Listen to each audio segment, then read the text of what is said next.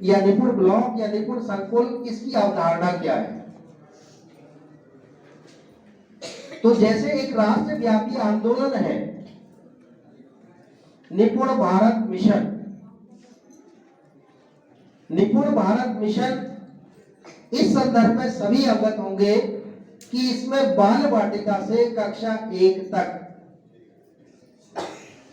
लक्ष्यों का निर्धारण किया गया है और इन लक्ष्यों को, इस निपुण प्रेरणा मिशन को सबसे पहला है कि हमें इसको जन आंदोलन बनाना है। तो इस जन आंदोलन बनाते हुए हमको जो इसमें लक्ष्य निर्धारण किए गए हैं कक्षा 1 से और कक्षा 3 तक, 2 विषयों के इसमें लक्ष्य निर्धारण किए गए हैं, भाषा और गणित। बुनियादी साक्षरता और संख्या ज्ञान के अंतर्गत 2 लक्ष्य निर्धारण किए गए हैं, भाषा और गणित। यहाँ बुनियादी साक्षरता और संख्या ज्ञान से आशय क्या है? हम बुनियादी साक्षरता किसे कहेंगे जो बुनियादी साक्षर है? प्रियम भारत भारतम स्वागतम शुभ स्वागतम स्वागतम शुभ स्वागतम। पहले 5 वर्ष में जो था कि कक्षा जो प्री प्राइमरी की कक्षा है वो बच्चा 3 से 6 साल तक का बच्चा वहाँ प्री प्राइमरी में पढ़ेगा और 2 साल पहले 5 का जो अर्थ है उसमें पहले 3 साल प्री प्राइमरी और 2 साल कक्षा 1 और 2। उसके बाद अगले जो 3 साल हैं वो भी प्राइमरी के ही जो है शिक्षाएं कक्षाएं हैं वो करेगा। उसके बाद अगली जो 3 कक्षाएं हैं, 3 नंबर जो दे रखा है, पहले 5 फिर 3, अगली जो 3 है वो कक्षा 6, 7, 8 के लिए है और आगे की कक्षा 4 जो 4 नंबर दे रखा है वो आपकी कक्षा 12 तक के लिए है। तो इसमें मेन मुद्दा ये भी बनाया गया था कि मातृभाषा में बच्चे और क्षेत्रीय भाषा में बच्चे को पढ़ने का अधिकार है और क्योंकि ये एक हमारा अधिकार जो अधिकारों के अंदर हमारा एक हिस्सा दे रखा है कि कक्षा 12 तक या उच्च शिक्षा ग्रहण करने का 18 वर्ष की आयु तक सभी बच्चों को अधिकार शिक्षा का अधिकार है। तो उसके अंतर्गत इस राष्ट्रीय शिक्षा नीति को लिया गया है। इसके अंतर्गत एक और चीज है, 2030 तक समग्र नामांकन अनुपात को भी आगे लिया जाएगा। उसमें भी पूरा कोशिश की जाएगी कि सभी बच्चे जो है वो नामांकित हो जाएं। 2030 तक का भी एक इसका उद्देश्य है। हम सिर्फ अपनी ही प्राइमरी जब कोई हमारे घर आएगा हमें उसका आतिथ्य कैसे करना है, मगर आप हमारे आश्रम में हमेशा आशीर्वाद देने के लिए तत्पर है। आप हमारे बड़े हैं।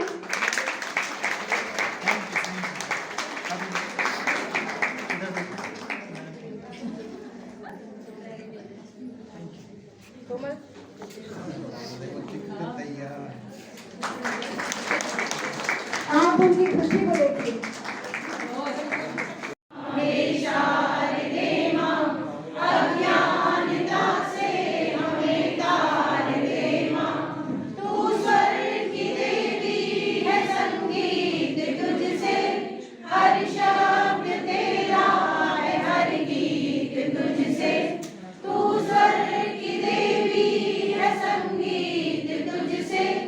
हर शब्द तेरा है, हर गीत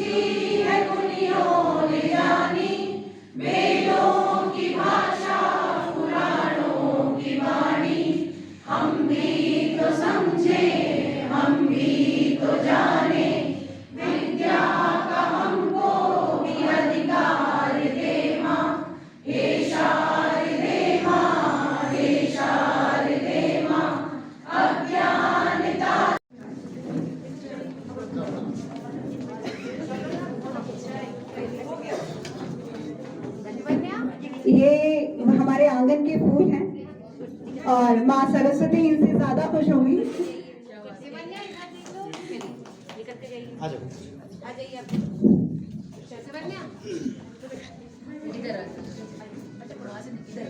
इधर आप लोग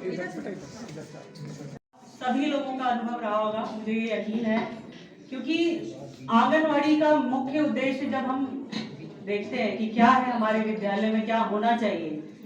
जब मैं मेरे विद्यालय में के लिए आप सभी हमारे लिए धन्यवाद के पात्र हैं। दूसरा जो मैंने महसूस किया है, अभी 12 सप्ताह का जो स्कूल रेडीनेस प्रोग्राम चला था, बच्चों की फाइन मोटर स्किल्स जो हैं बहुत डेवलप हुई हैं। पहले हमें भी एक बोझ लगता था कि जैसे क्लास 1 में हमें सीधे बोल दिया जाता था कि आपको का पढ़ाना है, गिनती पढ़ानी है, आपको ABCD सिखानी है। तो वो एक हमारे लिए भी बर्डन होता था, क्योंकि बच्चा जब शुरू में आता है तो वो पहचान नहीं पाता कि उसे करना क्या है विद्यालय में, वो क्यों आया विद्यालय, और उसे एक बोझ की तरह उसके ऊपर हम ला देते थे कि बेटा आज तुम्हें ये लिखना है, ये पेज करना है, ये करना है। वो घर जाके और कहते हैं ना, बच्चे के ऊपर एक टेंशन सी डाल देते थे कि भाई घर जाके काम करना, मम्मी भी घर में क्या काम मिला दिखाओ मुझे, करो ये। तो शुरू से ही हम 5 वर्ष के बच्चे के ऊपर इतना बोझ डाल देते थे कि वो समझ ही नहीं पाता था कि उसे आगे क्या करना है, वो इसको बर्डन समझने लग जाता था। लेकिन अभी जो हो रहा है आंगनवाड़ी में, मैंने देखा है बच्चों को, मैम उनसे रेत पे काम कराती हैं, उनको खेल खिलाती हैं कर पाने का, कम से कम इस एक सत्र के लिए। तो मुझे जो ये तालियां आप लोग अपने लिए बजा सकते हैं, बहुत जोर से बजा सकते हैं, क्योंकि हम नए बदलाव के वाहक बने हैं, इसमें कोई दो राय नहीं। मैं बात वहां से शुरू करूंगी जहां शालिनी ने खत्म किया। शालिनी ने बिल्कुल सही कहा कि शुरुआत में जब ये कार्यक्रम आए और हम लोगों को ये लगा कि पता नहीं एक और नई चीज आ रही है, क्या होगा कैसे होगा, लेकिन जैसे जैसे कार्यक्रम आगे बढ़ता गया, उसके लिए जैसे मैं आपको थोड़ा पीछे ले जाऊंगी कि कार्यक्रम शुरू कैसे हुए, राज्य ने क्या भूमिका निभाई, हमारे जनपद स्तर पर किस किस ने कैसी कैसी भूमिका निभाई। वो सिर्फ इसलिए कि एक रिवीजन है। हम जब भूमिकाएं हमें पता होती हैं तो हम लोग अपने कार्यों का निष्पादन संपादन और अच्छे तरीके से करते हैं। तो जैसे हमारे यहाँ कार्यक्रम जब ये शुरू होना था तो एक जैसा कि आदेश आता है, तो शासन का एक आदेश कर रही है और हम इसको एक नाटक के थ्रू रिप्रेजेंट करेंगे, आप सब अभी इसको देखेंगे। दिशा मैम, कोमल बहुत दिनों से अनुपस्थित है, क्या कारण हो सकता है? बच्चों से पता किया तो पता चला कि वो घर पर ही है और उसका घर बन रहा है। शालिनी मैम, ये तो बड़ी समस्या है। अगर बच्चे इसी प्रकार अनुपस्थित रहेंगे तो हम कैसे पढ़ा पाएंगे उन्हें? और हमें जुलाई तक अपने विद्यालय को निपुण भी तो बनाया ना। ऐसा करते हैं, शाम को छुट्टी के बाद हम उन बच्चों के यहाँ चलते हैं जो लगातार अनुपस्थित हैं। ठीक है मैम, छुट्टी के बाद। पहले दृश्य में आपने देखा कि 2 अध्यापिकाएं बात कर रही हैं कि बच्चे क्यों नहीं आ रहे विद्यालय में। तो इसके लिए उन्होंने क्या रणनीति बनाई कि वो अभिभावकों से संपर्क करेंगे कि बच्चे आखिर में स्कूल क्यों नहीं आ रहे, क्या रीजन है, क्या परेशानी है जो वो विद्यालय तक नहीं आ पा रहे हैं। तो आप अगले दृश्य में देखेंगे कि कैसे उन्होंने अभिभावकों को कन्विंस करा और उन्हें समझाया कि स्कूल आना कितना जरूरी है। नमस्ते मैडम जी। नमस्ते। अरे कैसे आना हुआ मैडम जी आज? भैया, आपकी बेटी कोमल कई दिनों से विद्यालय नहीं आ रही है, क्या कारण है? तबीयत तो ठीक है ना उसकी? अरे बिल्कुल बड़ी बढ़िया है मैडम जी, बहुत ठीक है। कैसे फिर भैया स्कूल क्यों नहीं आती वो? यही खेल रही होगी कहीं। अरे बुलाइए उसको, कहाँ है? हाँ, अरे कोमल की मम्मी, कोमल की मम्मी देखो कौन है। देखो मैडम आई है मैडम। अरे कुंजी की मम्मी देखो कौन है।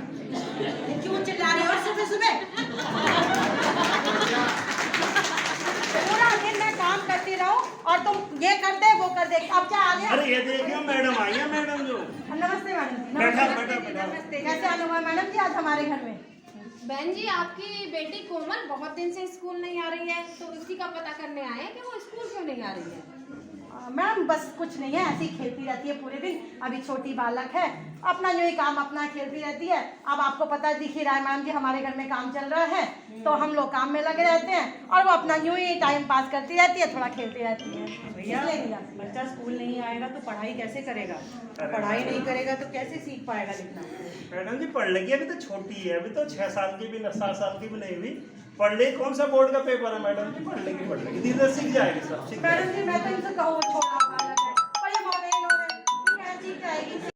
मैडम जी छोटा लल्ला भी तो है। कितने साल का भैया आपका बेटा? मैडम जी 3.5 साल का है, छोटा है, सबसे ही छोटा सा बालक है अभी तक। आप पूरा दिन बाकी वो थोड़ा देर बाद संभाल ले रहे, हम थोड़ा काम करते रहे। 3.5 साल का? हाँ जी मैडम। आपने उसका नाम आंगनबाड़ी में नहीं लिखवाया? आंगनबाड़ी क्यों खड़ा हुआ है? अरे बहन जी 3 साल से 6 साल तक के बच्चे आंगनबाड़ी में जाते हैं। हमें तो पता ही नहीं। एक्सपीरियंस शेयर करने के बाद मैम ने कही है, एक चीज जरूर बताना चाहूंगी।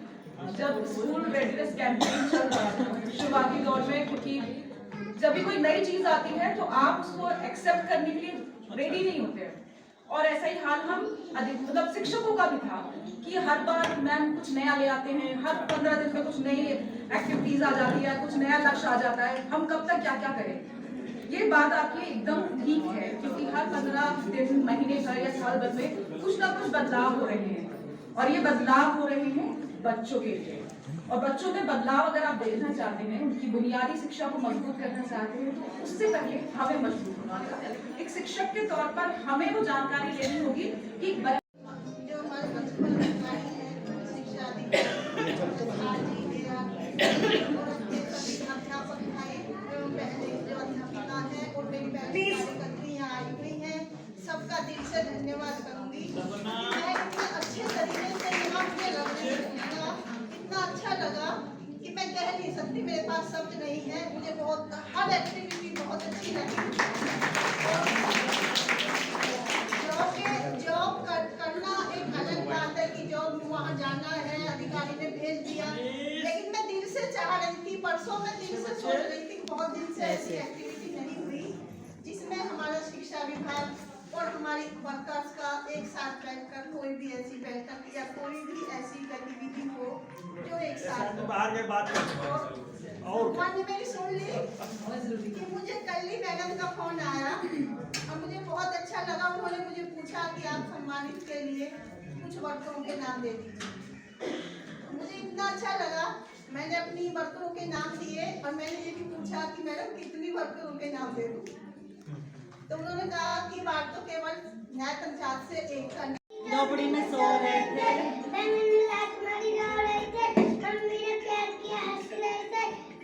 पैसा दिए नाच रहे थे, भैया ने तो दिए खा रहे थे। ये कौन है? क्या नाम है इनका? नीतू नाम है इनका। और क्या क्या करती है स्कूल में? पढ़ाती है। और भी तो पोएम सुनाई होगी, और भी सिखा सकता है, क्योंकि पिछले लॉकडाउन के टाइम पे देखा कि परिस्थितियां कैसे बदली अचानक से। कोई भी वो चीज सोच के नहीं बैठा था कि ऐसा भी दिन सबको देखना पड़ेगा, लेकिन चीजें बदली, सबने उसके साथ मिलकर अपने आप को भी बदला और शिक्षा की नींव को भी बदला। तो मैं अपना एक्सपीरियंस शेयर करना चाहूंगी कि जब वो रीडिंग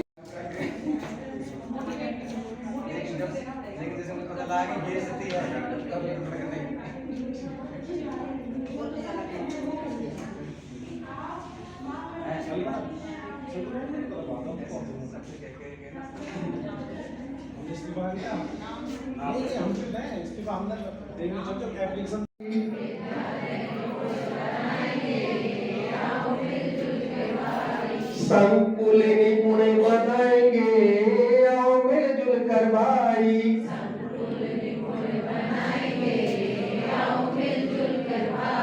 ब्लॉग निपुण बनाएंगे, आओ मिलजुल कर भाई।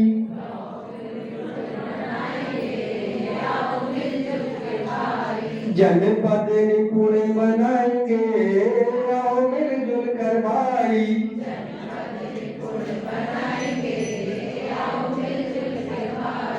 प्रदेश निपुण बनाएंगे, आओ मिलजुल कर भाई।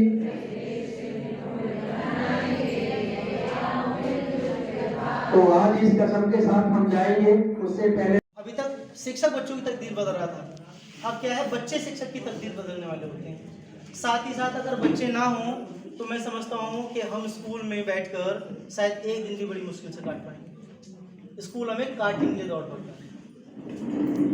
बच्चे हो तुम फूल चमन के और मेरी आँखों का नूर, तुमसे है पहचान मेरी, कभी न होना मुझसे दूर। समझ रहे मेरी बात को? देखिए दो बड़े हिडन मीनिंग इसमें। क्या कह रहा है कि बच्चे हो तुम फूल चमन के और मेरी आंखों का नूर, तुमसे है पहचान मेरी, कभी ना होना मुझसे दूर। आगे की 2 लाइन और इसमें जोड़ रहा हूं मैं आपसे। तुम सबका सम्मान करोगे तो तुमको भी सम्मान मिलेगा, नेकी की राहों पर चलकर खुशियों भरा जहान मिलेगा, नेकी की राहों पर चलकर खुशियों भरा जहान मिलेगा। मतलब हम सिखा रहे हैं कैसे नेक राहों पर चलना है। जितना आप लोग काम कराने की स्थिति दे रहे हैं, आपसे बच्चा खूब प्रेरित होगा। लास्ट लाइन मेरी आपके लिए है। कहता है दिल अब तो मेरा नहीं है मंजिल तुमसे दूर, बच्चे हो तुम फूल चमन के और मेरी आंखों का नूर, और मेरी आंखों का नूर, और मेरी आंखों का। बस इन्हीं शब्दों के साथ